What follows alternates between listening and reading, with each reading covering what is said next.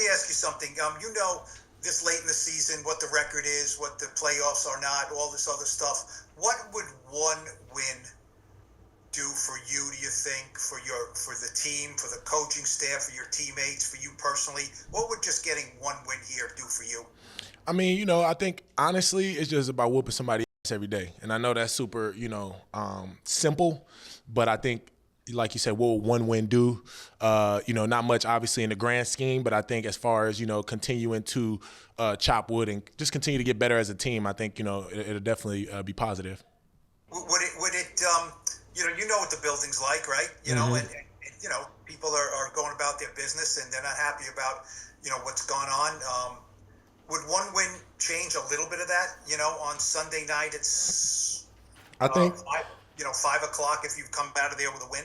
I think, we've been keeping the same kind of mindset towards getting better and just understanding that regardless of the wins or losses, if we were, if it was totally flipped around, we'd still be trying to get better at this part of the season. So honestly, that's really it. The focus is just on individually getting better and seeing how, things shake out at the end. Thank you. Art Stapleton. Hey, Kayvon, what's up? How you doing, Art? Good. You're still a young player in this league. I mean, but you're in, your year 3 is winding down at this point. I'm curious, when you look at, that young player tag in this league, maybe from your experience, when is it okay to speak up and become a leader and be a vocal leader? Because you have a lot of young players on this team.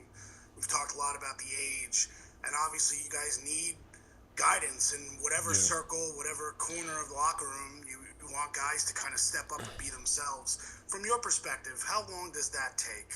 Well, if you ask me from a real standpoint, in my personal opinion, this is a not-for-long league. So telling guys that you have to wait till after a certain amount of time to be a leader is kind of like it's smoke and mirrors, because the average is only 3 years. So it's like, how long do you expect a great player to come in and not say anything? That's kind of not realistic. And then on the other side of that, I think it's beneficial. Obviously, we hope that the speaking up and everything else is uplifting and for the greater good of the team. But for me, as soon as, when I came in, I kind of faced the same questions as neighbors did a couple weeks ago. But I'm a guy who, I believe that this is a meritocracy, right? So if you make plays, you have a voice. If you don't make plays, you don't have a voice. That's the name of the business. So I would say, for young guys coming in, continue to make plays first, and then, be an impact and leadership second.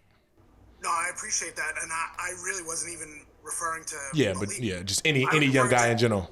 Yeah, maybe the younger guys, even on your defense. I mean, you guys have lost some leadership. You guys have lost some big voices on this team right now. I'm just curious, even from a Newbin or a Drew perspective, these are young guys playing a ton of snaps, but are they welcome to? I mean, honestly, it's like, asking a new head coach. When I came in, Dable was the rookie head coach, and it's like, what? He's his first time being our head coach, so he's going to take a back seat? No, he's going to do whatever he sees fit, So from a player perspective, if a guy sees, is a part of a bad culture or a negative culture, I think it's on him or on whoever else sees it to say something and do something about it. So I definitely think as long as it's positive, as long as it's, done in the right mindset, I think it's good. Appreciate it. Thank you. Rock. Kayvon, can you just talk a little bit about what you're going to miss this year, for the rest of this year, it looks like, without Dexter there? The run defense, the pass rushes, all that stuff, and the leadership. How do you guys replace all of that? I think the reality of it is we're going to miss him, but this is going to be a great test and a great evaluation on everybody around him. The back end, the front end.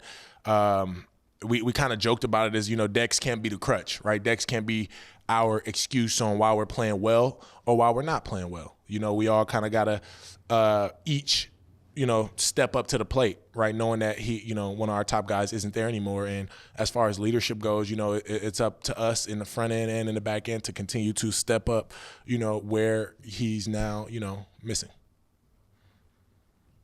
You think it'll change the scheme? I think it'll change other team scheme, yeah, on us, definitely. We'll take 2 more. Jordan Renan. What's going on, man? Kayvon, I'm curious from a defensive perspective, where do you think you guys are mentally, like philosophically? Like, how do you move forward now without Dex? I mean, we just keep trucking forward. I think it's, you lose any player. When the team lost me, you kind of keep pushing forward. When we lose, when the defense loses guys, the offense loses guys, we just got to continue to individually get better and understand that, somebody has to fill that void in the leadership role and, from, the scheme of football. You keep talking about leadership. I'm curious, where do you consider yourself as a leader? I think leadership isn't considered, like a person doesn't consider himself a leader. Like you don't consider, it's not really. It's more of a team thing. What do you mean by that? Like a president don't just make himself president, like he gets voted president. And like leaders don't just crown themselves leaders, they get voted. Or like, the team looks to someone to lead rather than, yeah. Do you think you've reached that? I don't think about it. I just continue to live in my light. And, if there are people that I can help on a personal basis or if there's, a way I can uplift my teammates, I try to do it. Last one, Brian Dunleavy. Kayvon, I got two for you. Thanks for doing this. I'm curious how you see your season individually. Obviously, it got kind of marred by injury, but you came in talking about, big sacks, big numbers. Obviously, you had the huge year last year. How do you look at your third year individually, and how important for you is it to finish strong these last 5 games? Definitely super important to finish strong. I think, missing out definitely hurt. I think every year I come into this, you'll probably be asking me that question on, how's the season going with how my goals are. And I think, in reality, I got to keep shooting for the stars, keep putting the work in. As long as your daily habits reflect your goals, I think you're in a good spot. So regardless of the, result, I'm just going to keep getting better. This last 5 weeks we got, I'm going to give it all I got. Hopefully I can, come out in a better place. But definitely, they're definitely hungry. There's definitely still more work out there, focused on trying to finish strong and keep having an impact.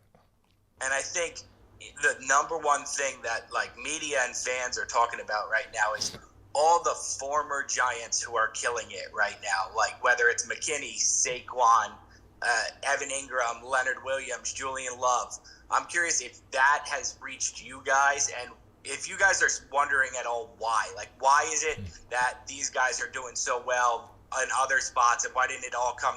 It's a little bit of a feel sorry question, I guess, but do you wonder why it didn't all come together for you guys together here?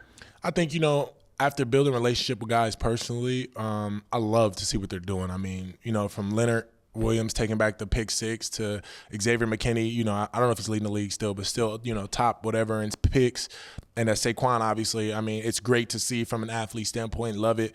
And then from a team standpoint, obviously you wish you could have some success with those guys being former teammates, but it is the way it is. It's the way the chips fall, and obviously, we wish that we were in a better standing right now, but we just got to keep pressing forward. And super happy for those guys, but we got our own mountain to climb.